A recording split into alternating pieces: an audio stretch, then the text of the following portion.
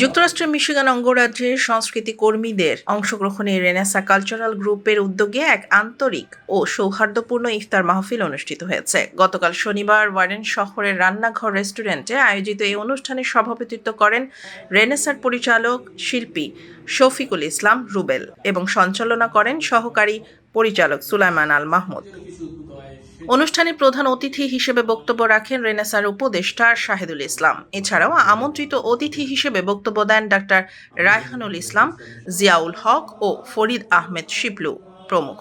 অনুষ্ঠানের শুরুতে পবিত্র কোরআন থেকে তিলাওয়াত করেন হাফেজ মুমিনুল ইসলাম।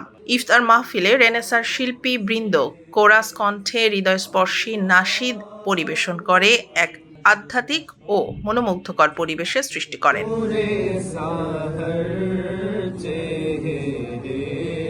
বক্তারা বলেন, পবিত্র রমজানের এই বরকতময় সময়ে একসাথে বসে ইফতার করা শুধু খাবার ভাগাভাগির মধ্যেই সীমাবদ্ধ নয়, এটি ভ্রাতৃত্ব, সৌহার্দ্য ও হৃদ্যতার এক অনন্য মিলন মেলা।